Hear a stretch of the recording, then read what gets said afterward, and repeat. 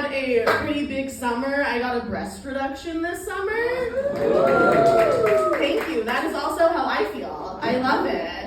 I love it so much. I love the whole experience. I've never been called a perfect candidate more in my life.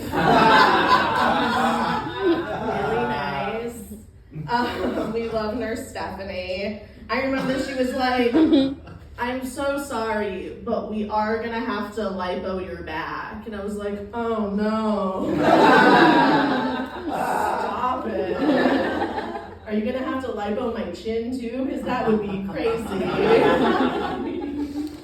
They kept asking me during like every pre-op, every appointment. They were like, hey Jessica, have you ever noticed if one of your boobs is bigger than the other? And no, they're just in the way. I haven't worn a cupped bra since 2020. I don't know what I'm working with. I'm just trying to shove them out of the way. So they kept asking and they kept asking until the final like pre-op appointment, the doctor just walks in and he goes, so it's the right one, right? The right one's bigger? I don't know, Dr. Schwartz, you have the 3D images. What do you want? You clearly have the better angles to figure it out. So I did text this guy that I hook up with sometimes. And I was like, have you ever noticed if one of my boobs is bigger than the other? And I got 2 messages back.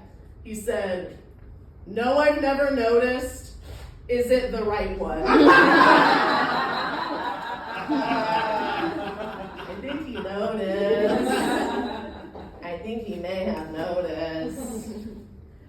I know when I say I hooked up with a guy, you guys are like, are you sure? I know I seem pretty gay, and I'm trying every day, guys. I try so hard. I try. And I do believe that changes over time because I have to have hope. I have to have hope. But like, you know how some straight men are gay for cars?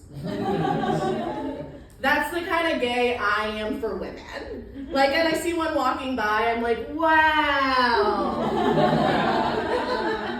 What a beaut. I wonder what year that is. I wonder if those are all original parts. You know? Either way, it's very impressive. Out of my price range, that's for sure. I'm not gonna lie, I'm going to the movies after this and I'm very excited. I have a blanket and a soda pop in my purse. Ready to go. Do you guys like going to the movies? Yeah. Oh good. If not, why would you live here, honestly? I like new movies, but I do think there's something about older movies that's different. And that's that we don't hire ugly actors anymore. I miss them. I went and saw Reservoir Dogs a couple months ago. 10 out of 10, movie full of uggos, okay?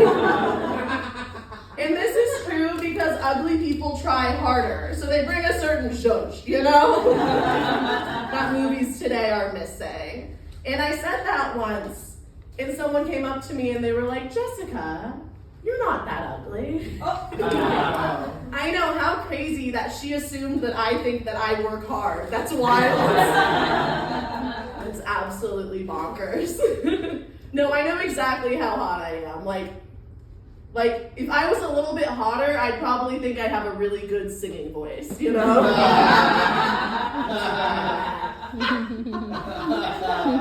I do think ugly people work harder. I've never seen Steve Buscemi in a movie and been like, he can give more. I've never seen Willem Dafoe not give 110%. And people love to correct my jokes. And someone was like, you know, Steve Buscemi's not that ugly. And I was like, aw, that's nice of you. I love that you see his blue eyes and his kind soul, you know? But if Steve Buscemi wasn't a famous actor, and he was following you down an alley with a long coat, you would try so hard not to make eye contact. And it would be hard because his eyes are everywhere.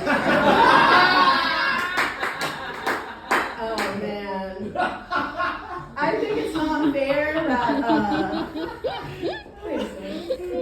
I think it's not fair that baby changing stations are only in women's restrooms.